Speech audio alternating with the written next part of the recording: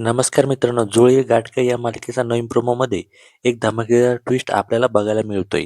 सावीच्या आयुष्यात येणार एक नवीन वादळ. होय मित्रांनो, दामिनीने मुजुमदारांच्या घरातून आणि धैर्याच्या आयुष्यातून बाहेर काढण्यासाठी अंगद नावाचा एक बहिरुपिया घरामध्ये पाठवलेला असतो आणि त्याला पैसे देऊन हे सगळं काम करायला लावलेलं असतं.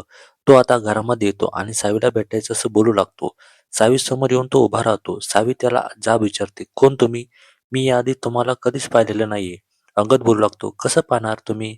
कारण मी भाऊंचाच विद्यार्थी विद्यार्थी आहे आणि मला भाऊंनाच भेटायचं होतं. परंतु भाऊंची अशी अवस्था आहे ना, हे इथे आल्यानंतर मला कळालं आणि म्हणूनच मी तुम्हाला भेटायला इथे आलो. मी अंगद नेमकर आहे.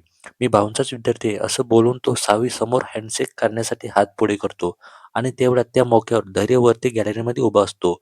तो खाली बघतो तर काय, अंगद आणि सावी समोरासमोरच असतात आणि मग सावी ही हिम्मत करून हात पुढे करते आणि दोघे एकमेकांना हँडशेक करतात आणि सावी त्या अंगदच्या सोबत उभी असते ना, हे पाहून दरेचा एकदमच जळपकाट होतो आणि हात एकदमच तो जोरात त्या गॅलरीच्या रॅलिंगवरती मारतो आणि बोलू लागतो, "कोण आहे हा?"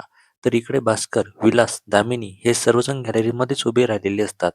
सावीची अंगदसोबत एवढी चांगली मैत्री झालेली आहे, हे पाहून तिघे आपापल्या रूममध्ये जाऊन जोरजोरात एकदमच हसू लागतात आणि दामिनी बोलू लागते, आता हे अंगद नावाचं जे वादळ आहे ना, हे सावीच्या आयुष्यात नक्कीच काहीतरी मोठं वादळ आणणार असं बोलून तिघही जण आता जोरजोरात हसू लागतात.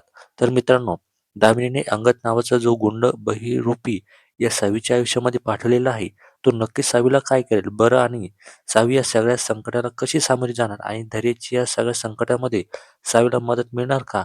तरीही अंगदचीच मदत करेल हे बघणं आता रोमॅन्टिक ठरणार आहे. तुम्हाला काय वाटतं? तुम्ही कमेंटच्या मधून आम्हाला कळवू शकता. धन्यवाद.